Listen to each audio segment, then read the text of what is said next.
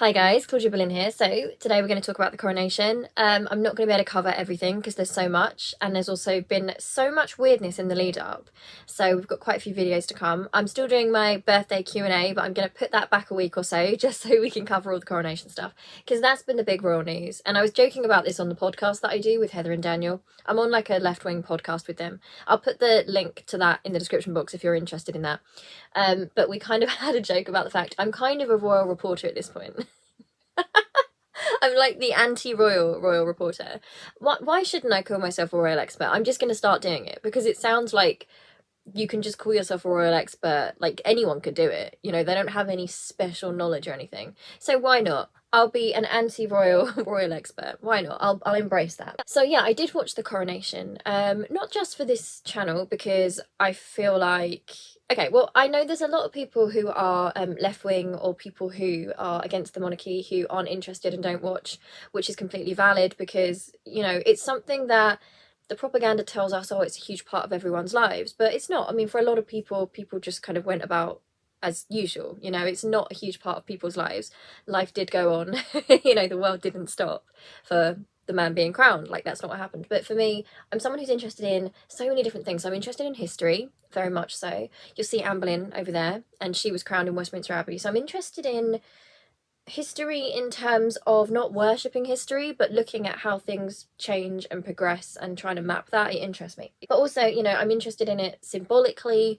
The propaganda is probably my biggest interest because I'm interested in how I was watching on the BBC. I watched some of the GB News coverage, which was funny. I saw Lawrence Fox the night before the coronation doing like an hour on GB News, and I have to make a different video about that because it was so funny.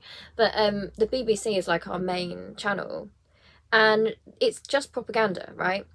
So the BBC pretends it's this neutral political thing, but this neutral non-political thing, but it's really, it decides what the middle ground and the status quo is. So wherever they kind of land is hugely political. And they are very pro-monarchy. So if they were obviously completely impartial, they wouldn't be pro-monarchy, they wouldn't be anti-monarchy, they'd just be reporting, but they're very deferential in the way that they talk about it. And that is very interesting to me because I'm interested in how the systems work, and I think that's how we're brainwashed. So you've got the tabloids brainwashing people on the one hand, but then I think in some ways what's even worse is places like the BBC, the kind of centrist crowd. I say centrist, they'd call themselves centrist, but really they just support the status quo, and they make it very difficult because they present the kind of liberal view as being pro-monarchy still, which is frustrating because if you're on the left and you're against the monarchy and you're pro-democracy, it then makes you be framed as some sort of weird radical. And to me, like, stepping back from everything, like regardless of what I think of the monarchy, we should be able to step back and look at things really objectively and have different opinions on things, and it just doesn't make sense to me. Like, the whole monarchy thing to me is completely insane. It does not make sense. Maybe I will get into it here, I might as well. But there's a really subservient vibe which I find uncomfortable because I don't understand. I get why some people who are monarchists like the monarchy. My personal view is that we should vote on it because it's a democracy. I don't like it, I don't think we should have it, but then also I don't think that I wouldn't just suddenly abolish it because I wanted to, you know, I think it's about democracy. But I do think it's important that we're able to have those conversations, and at this point, we can't have those conversations because if you are anti the monarchy, they suddenly make out you're anti-British. If you're a person of colour, it's like, go away then. There have actually been people saying, I'll get to this later, if you don't like it, if you don't love Britain, then move. And it's like, when did the monarchy, when did that family become Britain? When did that become the only way to appreciate Britain? When did that become, you know, I'm so interested in that on this channel, like how we build the idea of what Britain is and what pride is and what community is and what solidarity is, all those different things, they all come together at coronation for the ultimate kind of brainwashing ceremony. But they're very deferential. So you've got like these news journalists and things, first of all, acting like the royals are like gods sent from the heavens. You know, I understand respecting people, you know, of course, but you know, the way people act so below them. You know, you've got people on the street who are camping out all night just to catch a glimpse of them, like to see, like, for a moment there's some children in a carriage, other people's young children. Oh, they looked at me, oh, the king glanced upon me, and I just feel sad for them because I truly mean that, because it's like, he's no better than you. You're just people. Like, it doesn't make sense to me. I just, to me, I find it embarrassing. And I think it's even worse because I feel like the royals themselves must find it weird and creepy. I know they need it for the system to run, but they're not going to be comfortable. Like, they must be terrified every time they're talking to a crowd. You see the fake smiles they have on them. They're probably thinking any one of these people could kill me at any moment, you know. I don't know who these people are. You know, it's just really embarrassing. And I just feel like in this age, it just doesn't make sense to me why people would want to be subservient to someone like that. They act like it's not like a man-made system here. You know, genuine adults think that because a hat was put on his head that something's changed and something's different. And I understand the symbolism and the historical stuff, I get that. And I have an appreciation even for, you know, I can appreciate, even if I don't agree with it, I can appreciate the way it works and the history and looking at it as a sort of ceremony thing. But the way actual people are acting about it and the royal family is so weird. They are just a family, you know, financially privileged, materially very privileged, but emotionally not particularly. They're just normal. I hesitate to say normal. I don't mean that in a mean way, but they've kind of grown up in some weird circumstances and now there are mascots, and that's kind of it.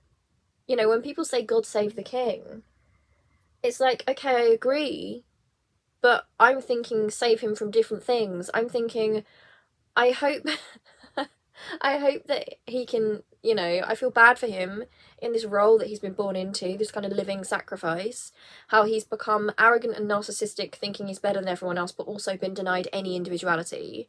So that's got to be an absolute mess of like low self-esteem and believing you live to serve and not being able to marry who he wanted, and the way that's kind of changed him as a person, and then his behaviours towards Diana. Like, on a human level, I probably would think in my heart, God save the king, not because he's the king, but I hope that his soul's all right. You know, I hope he's okay as a human being, and I hope that there's still a chance that he might wake up and realise that this is not democratic. And I will say this as well, a lot of people think that if you're anti-monarchy, they present it as if you're some sort of radical that wants the royals dead or something, and that's not it. I have a lot of sympathy for the royals as people, which is partly why I think we shouldn't have a royal family. I just think it's just so abusive. I made that video recently about the pressures on George, Charlotte and Louis and the way they're all kind of groomed up to the system, and that's what this was really, wasn't it? It was an elaborate public sacrifice of Charles, which also sacrificed a lot of normal people because of the money that it cost, and we'll get to that. It was also showing William what's coming, this is your future, and showing George, it was grooming him up, wasn't it? It was saying, right, this will be you in the future, so you better learn, kid. And I'm also interested in terms of family dynamics, you know, watching it. What does that do to a family? Just thinking about any family in that situation, what would that do to the family relationships when your family is PR, right?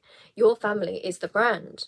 You don't choose it. And I think another interesting thing around the coronation is this element of community, where something I will say which is a positive, not about the coronation, but a positive thing, is, so for example, I go to church. So I'm a Christian, I go to a church, and there's quite a lot of people in the church who I think are pro-monarchy. I mean, they did some coronation-y things that I wasn't part of, because obviously I don't agree with any of that. And I think that they did a lot of good in terms of it brought people together, in terms of it was something that there were events for kids and there were events for older people, and I think at the heart of it you could take the monarchy away and still have those good things, is my argument, because I think that what people want is community, closeness. They want to kind of gather together, they want to be able to have street parties and talk to their neighbours and feel like a community, and that's all a good thing. You know, I saw on the TV, I saw this woman who was in the crowds, you know, she had been camping out, and she said something like on the news, they have these weird like bits where they just randomly talk to people in the crowds. It's some very unusual people, and you know, she was saying something like, oh, you know, I've had a tough year, but this has made it all good for me, and I just want to thank the king for that. You know, and people saying things like, oh, you know, we got together and we became friends because when the Queen died we were all so devastated and we kind of became friends even though we're from different places. What they're actually doing is, the important thing seems to be to form connections with people, right? To bring people together, to have unity. And my thing is, that doesn't have to be around a monarch, right? It doesn't have to be that way. You know, I've still yet to see a good argument from people as to why, like, why in 2023 do we need a monarchy?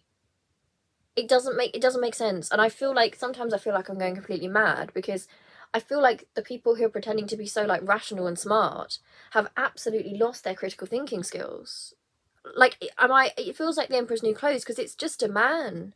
It's just a man who was born into that family, whose mother was born into it by an accident of birth, and now his mother's passed, and now he's going to be king. So he's gone through the streets in a carriage, and then we put a crown on him, and we're all rejoicing now. But why? Nothing's changed. Nothing has changed here. We've got even the leader of the opposition, Keir Starmer, who I can't stand, putting this whole God Save the King thing out. And the only thing, yeah, I mean, sure, God save the king. God save George from the same fate as William and Charles. Like, save that kid. Get rid of the system.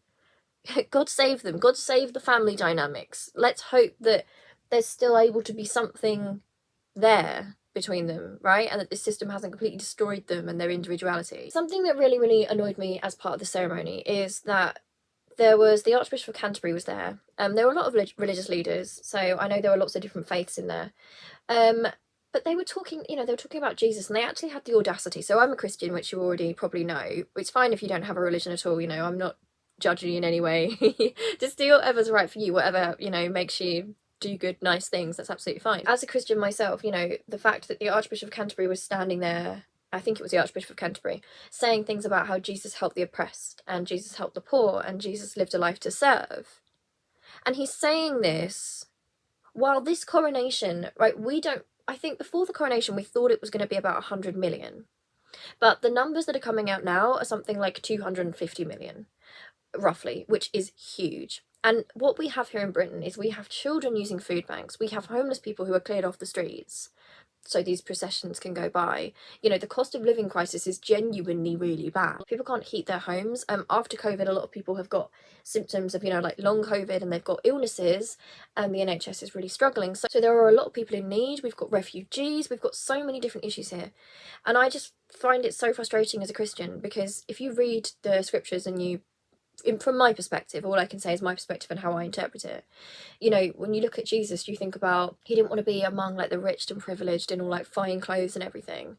He's constantly caring about the poor and the vulnerable, and he goes to people who would be in need, right? So people who are struggling and poor and sick, people that need help, refugees. That's his message, right? As a Christian. And I'm hearing them this whole service, and it's meant to be like, oh, we're so glad that we've got this Christian king.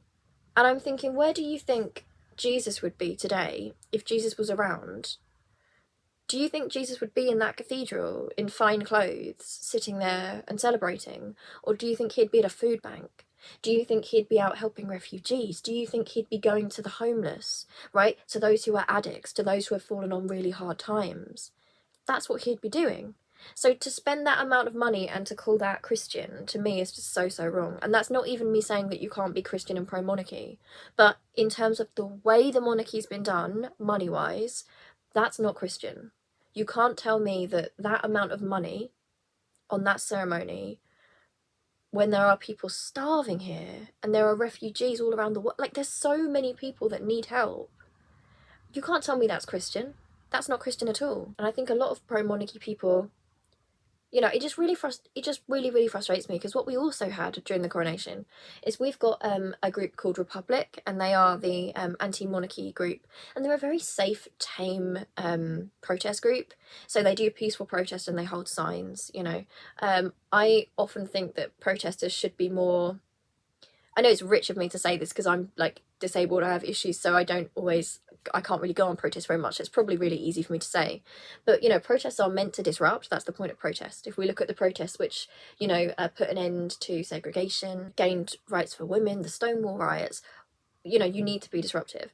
And we've got a police bill in this country now where you can be arrested on suspicion of potentially causing annoyance, right? Or if they think you're going to protest and they don't like it. And these things went through a while ago, and our leader of the opposition let it go through, didn't do anything about it. And now we've got a situation where peaceful protesters were arrested on the morning of the coronation, because they had some sort of rope or something that they were holding the placards with, I believe.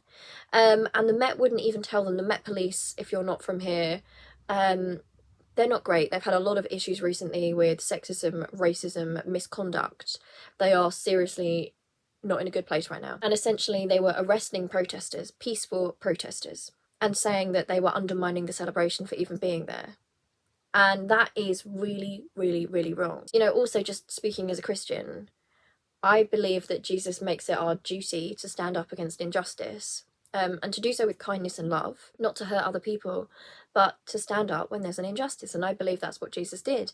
And, you know, the fact that this is like this big Christian ceremony, while children are starving, while racism is enabled, it's kind of a glorification of empire and imperialism. Peaceful protesters are getting rounded up and manhandled outside. It's the most un-Christian thing. It's the most un-Christian thing that I can think of. And everyone's just acting like it's totally fine and totally normal. It really is quite disgusting because, you know, Charles is meant to be pledging to serve the people, right? In the name of God, he makes this pledge that, you know, I'll serve you all my life. And I would just say that in what way is that serving the people, right? Peaceful protesters are getting taken away. Children are starving. Like, how can, I mean, I don't believe in the idea of monarchy anyway, but even people who are pro-monarchy, right, and they think that the king can be a force for good, why hasn't he been then? You know, I'm not saying you have to be anti-monarchy because I am, but can we not at least acknowledge that his decision, this is a man with a vast personal fortune, and at the time when benefits are cut, disabled people are struggling, children are starving, all these different things happening, and this man isn't paying for it, we're paying for it. We are paying that much money while people starve, and people will die because of it. And then you talk about a life of service, and I'm asking, well, who are you serving? Who are you meant to serve by this system? Who did Jesus serve in the Bible? And I'm sorry to people who aren't Christian for me to, you know, keep going on like this, but what did Jesus dedicate his life to in the Bible, and who did he serve? He served the people in society who were considered marginalised, right? The people that people wouldn't go near, the people who really, really needed help. You know, his whole message was that it's about what you do and your principles and caring for people, right? Not your own pride, not like a great big fancy egocentric celebration of yourself. You know, it shouldn't be that anything obscures. It shouldn't be that anything obscures that. I don't think that that's a life of service. That is not being of service to us. Like, pay for your own party. Like, pay for your own party if you want it. I will say that it was sad. I felt personally quite sad watching it. I felt sad for Charles on a human level because he looked miserable. And that doesn't surprise me because this is, I mean, even the words of what he was saying in the ceremony is basically him giving up his life for people, serving the people, essentially taking away his individuality. Like, you are now born into this role. Your son's going to go to it, his son's going to have to go into it, and that's it. That's you gone. And it is a miserable thing because I do feel sorry on a personal level for him. I do, because I have to try and feel empathy. Because when I think about the life he's lived, he didn't really have a chance because he was being grown up for a world that's no longer really in existence. You know, he's been this prince all his life, being taught to do things the way his mother did, and the world is changing, and he wasn't equipped, in my view, emotionally, because of how awful the system was, to kind of handle the changing world. You know, I don't think he looks happy. I think he looks miserable. And that brings me to the next point, which I think a lot of people will talk about and what you'll expect me to talk about here. Let's talk about Harry. Because if we're honest here, who was the only person in that family, the only person who looked like they had any joy left in them, the only person who looked alive, right? And it was Harry, right? Harry went in with his head held high, and I felt really proud of him, and I know that's ridiculous because I don't know him. But, you know, when you think about someone going into a toxic environment like that, a toxic family environment, a toxic environment with the press, and what they wanted from him was for him to be this person that was in disgrace. They wanted for him to feel small and to be small. And he just did the best thing imaginable because he came in, did his duty to his father, and then he went home to his son. And the whole time he was smiling, right? He was practically glowing. Like, I don't want to get too, like, excited over, you know, I'm not a royalist. But I think the reason why he was able to be that way is because this is a man who knows he gets to leave. He only had to endure that for a couple of hours, and then he knew that he would go back into a space where there was healthy love, right? Where there was support. You know, you can see it. You can see it on his face, in his posture. This thing that's eating up everyone in the system. He just seems so much lighter. You know, he didn't give the tabloids anything to complain about. He got there on time, sat in his seat, was smiley, was upbeat. He caused absolutely no controversy, and the tabloids tried to make it a controversy. You know, they were talking about, oh, is he flying in on private jet? No, he didn't fly in on private jet. It was actually quite funny because they were kind of setting it up as if, oh, he's going to do something really disrespectful. But he did nothing disrespectful. He literally came, and I would say he's probably the one that's taken the life of service thing more to heart than any of the others, because he's kind of gone through this thing, which is horrible, really, and I think it takes a lot of bravery to do that on your own. You know, he's done it and he hasn't been diminished. And look, this is just, I don't even know if this is a thing. Like, this is probably more gossipy. Sorry, this isn't so informational. It's like a load of thoughts on the coronation. Because, you know, you're only going to see, I don't know how many coronations I'm going to see in my life. I feel like I'm probably going to see 2. I think I might see 2, and I don't think we're going to see any more after that. But it actually turned out that I think William and Kate were late to the ceremony, which, you know, it's just a ceremony anyway, although I'm just thinking to myself, like, how would they have presented that if Harry was late, right? Or if Meghan and Harry had come? They'd be like, oh, how dare they? Like, how rude, how narcissistic. They're, like, taking over the ceremony. They're making the king wait. Like, there was this footage of the king in his carriage, you know, zoomed in on because the cameras are on him, and he's sitting in the carriage complaining about something. And it's like, mate, like, I understand the pain of, like, the system you're in and what a miserable life it must have been and how horrible that is on an emotional level. But you're actually having this massive coronation at the expense of ordinary people. At the very least, can you not sit there and, like, grumble about it? Like, can you not? You know, I can't even believe, like, all that money spent and looked like nobody had a good time, apart from Harry when he was leaving. Well, that's the truth. That's the truth. And they're not dispelling any of the sort of, you know, I heard a couple of people when I was out yesterday talking about the coronation, and they were talking about how they'd watched it the night before, and they were kind of laughing about it. They were, yeah, sure, they'd watched it. I must say, though, I think only 18 million people watched it in the UK, which is not very much considering the population and considering it was on, I think it was on most channels. But they were actually laughing, and they were saying, I heard this one woman laughing with her friends about how, you know, they're saying it's like this new monarchy, but it looks like so old. It looks so embarrassing. You know, and people saying things like, you know, the outfits they wear look like Party City outfits, like they don't look real. And I would just say this as an anti-monarchist, the whole thing is a lie anyway. It's always just been costume. You know, that moment that we're able to record now, because we're in a new generation, you know, the mystique is kind of gone. The moment when they put the crown on Charles' head, and it's awkward because it doesn't immediately fit, and then they kind of twist it around a bit, and then they kind of shove it on again. It's just 2 old men.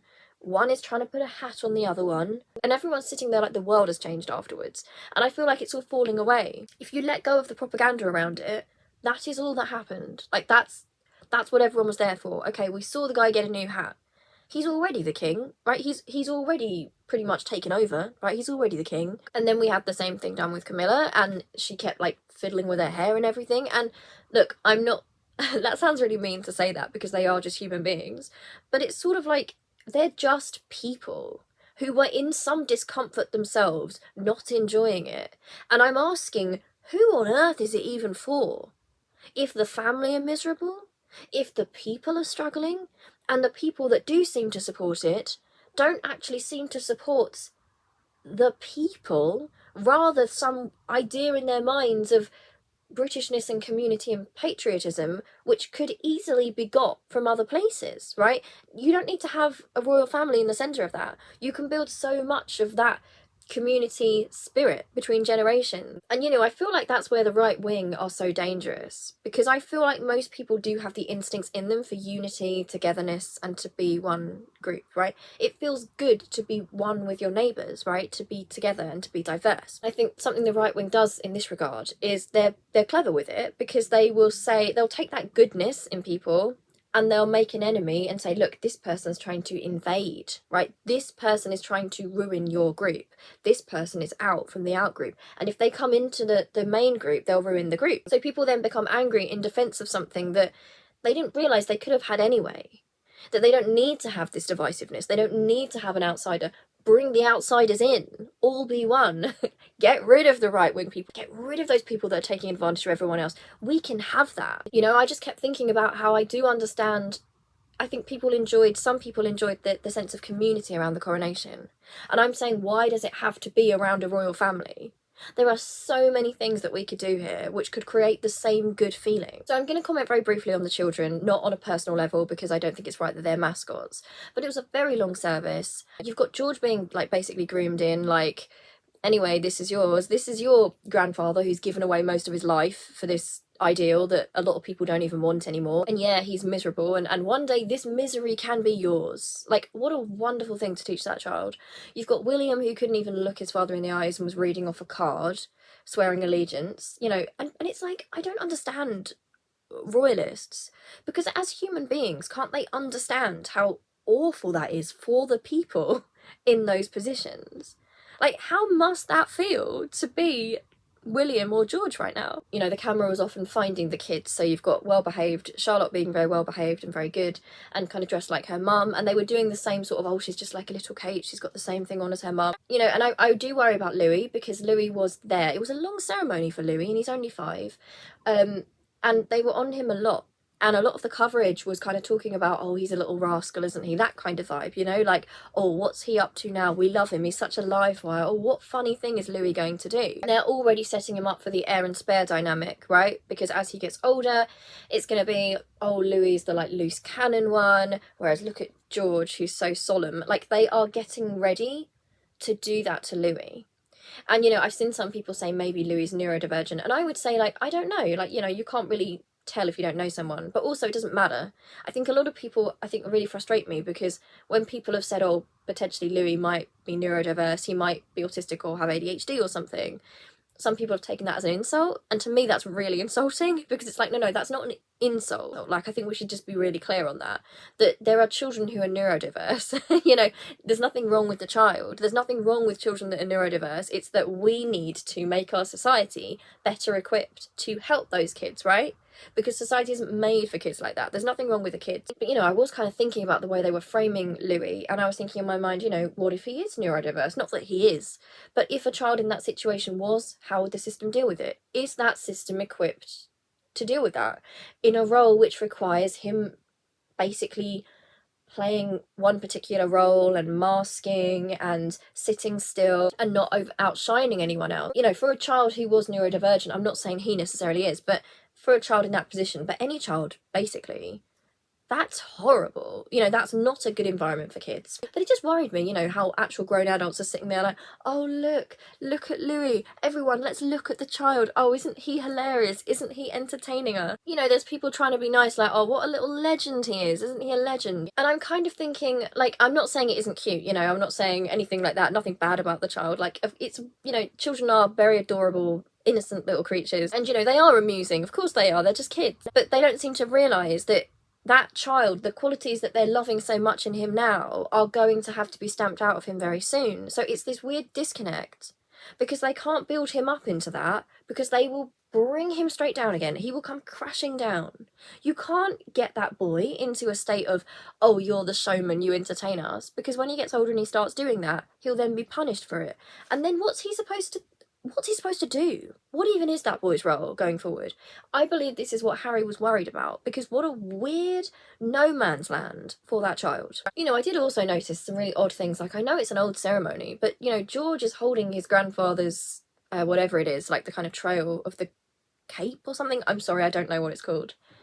But Charles didn't even turn around and smile at him. It was the most dead and depressing thing. Like, the people involved aren't enjoying it. They were bored, they were tired, they were uncomfortable. The whole ceremony was this complete sham, like a farce. The only person who genuinely looked like he had any life in him was Harry, and then he left. And then the British media, you know, the main channels were acting like, oh, what a wonderful celebration we've all had. And I'm like, honestly speaking, take a lie detector on this. How many people enjoyed that start to finish? Lie detector people. I dare you. Nobody enjoyed that. Even the guests that were in there were getting bored out of their minds by it all, because it's all just this lie. It's like, oh, you're so privileged and lucky to be in this room. And it's like, oh great, what do we get out of it? You get to see this man who looks miserable getting a hat put on him while they arrest the protesters outside. Aren't you lucky to sit here for 2 hours? And something else I will say just before I wrap this up, because this is so rambly and it's just like, it's turned into a bit of a rant from me, I'm really sorry. But what I'll say is in terms of the treatment of people of colour here, because we've got a ceremony where I believe Charles was trying to make it more diverse. And I think that is a good thing. Not that, you know, he should even be in that position. I don't think we should have a monarchy. But that's a good thing.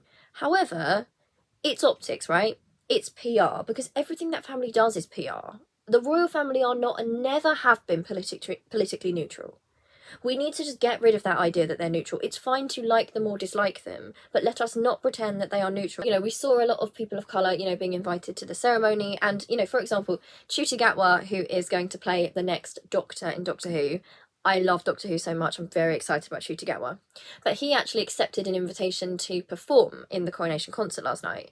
And a lot of people were really frustrated by this and annoyed with him. And obviously it's his own personal choice. But yeah, I think it's disappointing, because I think, honestly, I think a lot of these people are being used to front something, to act like it wasn't about imperialism and colonialism, and to act like there hasn't been a scandal so recently regarding the racist treatment of Meghan, right, and her treatment in the press. And I think these people are being used, and I think it's foolish. And I think an example of why it won't work and why it doesn't work is this particular example. So, Adjoa Ando is I believe I know her as an actress, but I think she possibly does directing and stuff. I'm not going to look it up, sorry, this is like so, like, not prepared. But I know her from a lot of acting stuff, and she talks about racism and diversity, and she's an anti-racist basically, and she's trying to make a difference in the arts world. Now, she was invited, I don't know if it was on the BBC, I think it was on the BBC, and she was on one of their little panels. You know how they have these kind of like fawning panels where we watch something happen and then we get a panel of people acting like they've just witnessed, wow, that was the best thing I've ever seen in my life. I wasn't bored for 2 hours, it was amazing. And she was commenting about the balcony. And she made one comment, right? And bear in mind, she had been so polite. She'd accepted their invitation. She was speaking in glowing terms, right? Which I think's quite foolish, because I think that the whole thing is, in that system and here in Britain, if you're a person of colour, basically you're conditionally British. So as long as you go along with them, they accept you. But the moment you have a different opinion, or you even express it in a way they don't like, suddenly they remind you that you don't belong and that you should go away and that they hate you and that it's always just been conditional on you basically doing what they want you to. It's not true respect. And that's what's happened to Meghan. It's what happened to a politician called Diane Abbott. Like, they do it consistently with people of colour in this country. Every so often, there'll be a good person of colour that racist people think, oh, we're not racist because we like this person. And then that person says one thing about the reality of racism, right? Not even in a mean way. And suddenly it's like, oh, we hate them. Why don't they go away? But she was on this panel and she'd spoken about the balcony, and she said that she loved the diversity inside the actual ceremony itself, and she was really happy about that. She said something like, it was a shame when you look at the balcony, it doesn't really reflect the diversity of Britain. You know, it's a very white balcony, and that it's a shame that Meghan wouldn't be present, you know, and that the kids wouldn't be present, because it doesn't really represent modern Britain. This was a very, very tame comment she made, and people have been writing to Ofcom. There has been absolute chaos of people trying to get her to lose her job. People are calling her racist now. This is a black woman who's fought racism all her life, and she speaks about these issues. And yet, because she said that, and she was so good to them, right? She was bigging them up. She was sitting there on the panel. She was feeling like, oh, you know, we're all part of it. Isn't it nice that we're all, you know, being accepted and embraced? She says one thing like that and they've all turned on her. It's furious and awful. If you search her name on Twitter, I'll put how you spell her name on the screen. Look at what's going on here. Suddenly it's like, why don't you leave then? Why don't you get out? You're not one of us. Go back to Africa. That's what it is. That's what's happening right now. Essentially, it reminds me, it echoes the situation with Meghan, right? Because it's like, you married into the family, so you're fine. But wait, you're actually talking about your experiences about racism? We don't want you anymore. You're not one of us, and you never were. And we're seeing the same thing coming in now with people who are pro-monarchy, telling people who are anti-monarchy that if they don't like it, if they don't like Britain, then they can leave. Because in their minds, they've been so brainwashed to think that this random family represent Britishness and what that means, and if you don't like it, then you have to leave. They are the most intolerant people imaginable because they're the same people who are happy that peaceful protesters are being arrested. Now, I think a lot of us would understand that there are going to be protesters we don't like and protests we don't like. But I think most of us who are pro-democracy would understand that it's important that peaceful protest is vital in any democracy, right? The freedom of speech and peaceful protest when no one's heard is so vital. But that's not what they want. They want nationalism, they want people to shut up, and they use it to gatekeep. So to me, you know, to kind of sum this up, and I haven't really planned this very much, but, you know, this whole Charles trying to frame this like, you know, oh, the Commonwealth and we're all coming together in unity, it's all another big lie, because even if those are his intentions, which I don't think they are, it's still being used. This whole performance is being used by right-wingers and racists to basically have a go at and other people, especially of ethnic minority or people on the left, who don't agree with it. Right? It's being used as this is Britishness, and if you don't like it, leave. It's being used as a way to tell people of colour that they're not welcome, right? That they're not British enough, and that if you don't want to get involved in this celebration, then you're not British. And I've seen this from even liberals, right? Kind of like middle people, and it's so frustrating.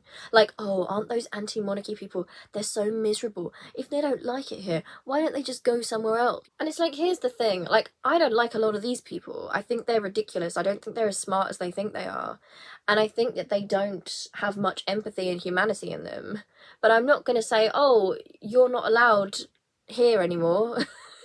I don't like you, so why don't you leave? Because I decide what Britishness is. And let's be honest about what that is. All this leads to, this kind of idea of what is Britishness and how we perform Britishness, is only ever going to be used to discriminate against people who don't fit that mould. That's how it's going to be used. Even with people with the best intentions who don't want it to be used that way, that is how it's being used. I wish people would just wake up. I wish people would realise it's a complete farce. It doesn't make any sense democratically. I don't understand how anybody who's pro-democracy can be supportive of the monarchy. But I do respect that there are good monarchists out there, of course. You know, there are people who mean very well and are very supportive of it. But all I can say is, look, even if the monarchy stays, you know, I can't decide if it stays or it goes, and honestly I feel like it should be democracy anyway, so, you know, if more people want it than don't, I guess it should stay. There is another issue though about how the people in the family aren't free, so I do think there is an abusive element, which it's very complicated. I'll say to me it's ethically completely wrong and immoral, and I think it's abusive to the kids in the family. It's just an abusive system overall. But what I would say to people who are even pro-monarchy is, do you think that the best way for a monarchy to work in this day and age, right, is to spend £250 million on that ceremony when there are people starving?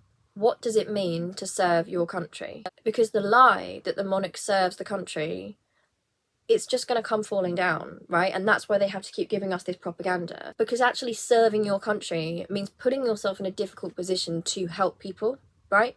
So, for example, Harry actually goes into the military. Harry actually takes on the tabloids. Meghan actually speaks about political issues. She stands up against racism. Anyone in that family and in that institution that actually serves, because it's all the words have been so messed up, right? The lie that the royal family serve the people. But the only ones that actually do try and serve the people and make a positive difference no longer fit in that system, and they're destroyed, because that's what happened to Diana. You know, I just think it's all a giant joke. And it's quite ridiculous, and I just think it's completely mad. I'll be honest with you, it's just nuts to me. Even the oath, sorry, I will come to the end of this, but even the oath people were taking, swearing true allegiance to the king and his successors, I'm thinking, what?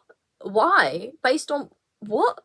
What do you mean, like, swearing true allegiance? What does that mean? Like, actually think about what those words mean. And also the funniest thing about that is that the royalists don't even believe their own rubbish, right? A lot of them. I have to say, there are good royalists, and like, especially like, for example, when I go to church, there are people who are into the royals, and they are nice people, and they're really like community spirited, and, you know, they are good people. I do think the intention with a lot of people is genuinely good. But the thing is, if you're swearing that oath to the king and to his successors, right, by law, then you're swearing that oath to Archie and Lilibet, right? It's a contradiction in itself. You swear that to the successors, you swear that to Archie and Lily, then you better be fighting the racism. You better be fighting any of those experts and tabloids that are being racist and stirring up racism. Otherwise, the whole thing's a lie, right? I just feel like even trying to make sense of it doesn't make sense. Anyway, thank you for watching this. I'll get really into like the coverage, especially of Harry, and the coverage of Meghan, which is hilarious because Meghan didn't actually post anything on the day, but she felt very present throughout. And it is one of those issues where I just have to be honest, like, I think it's nuts. I think the whole thing just doesn't make sense. Democratically, doesn't make sense under Christianity even, because, you know, they say, oh, it's a Christian ceremony, and, you know, aren't we lucky to have a Christian king? And I'm kind of thinking, would Jesus have supported that? Like, the Jesus of the Bible? Really? Like, would he have supported that?